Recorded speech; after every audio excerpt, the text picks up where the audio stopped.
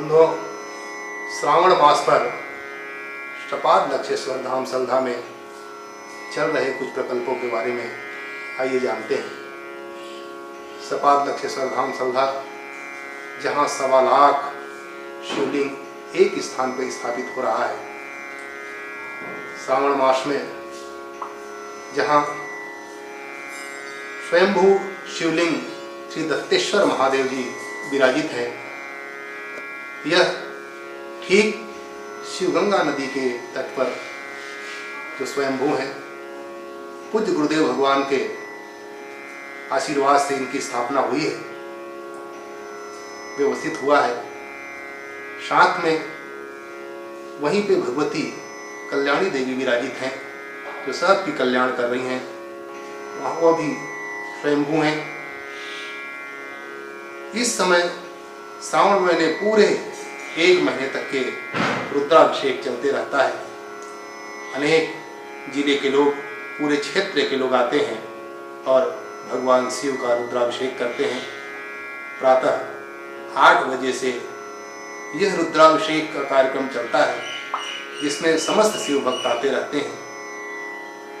पर्व के समय में तो बड़ी भीड़ रहती है, हजारों की संख्या में लोग यहाँ आते हैं। आप भी जब यहाँ आएंगे तो भगवती शिवगंगा है, शिवगंगा में स्नान तर्पण, संध्या के बाद आप मंदिर में प्रवेश करेंगे।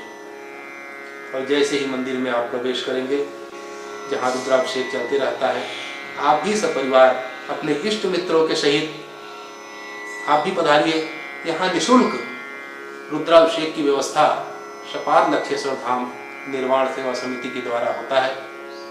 वहाँ से आप कल्याणी देवी के दर्शन, श्री हनुमान जी महाराज विराजित है, श्रद्धा मूर्ति हनुमान जी, उनका दर्शन, फिर वहीं से कुछ दूर में ही भगवती अन्नपूर्णा जी विराजित हैं, उनका आप दर्शन करें। वहीं गुरु गौरवशिला है, 2 पीठ के जगत गुरु शंकराचार्य भगवान हैं, उनकी दोनों पीठ की गौरवशिला विराजित है।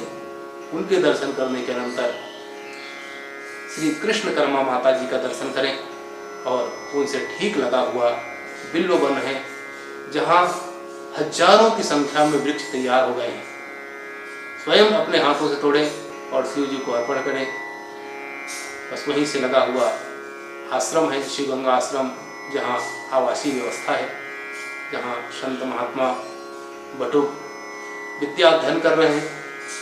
जैसे ही मुख्य द्वार पर आप प्रवेश करेंगे, आंगन में फूल बगिया है, फुलवारी है, अनेक प्रकार के फूल पौधे से सुसज्जित, फलों से लदे हुए वृक्ष हैं।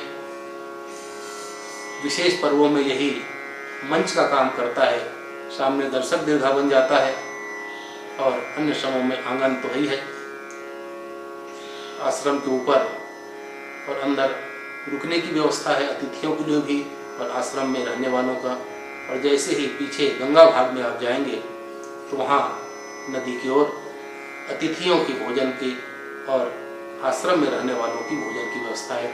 आप भी आइए, आकर के इस पवित्र श्रावण मास में आप भी आनंद लीजिए और अपने जीवन को धन्य कीजिए।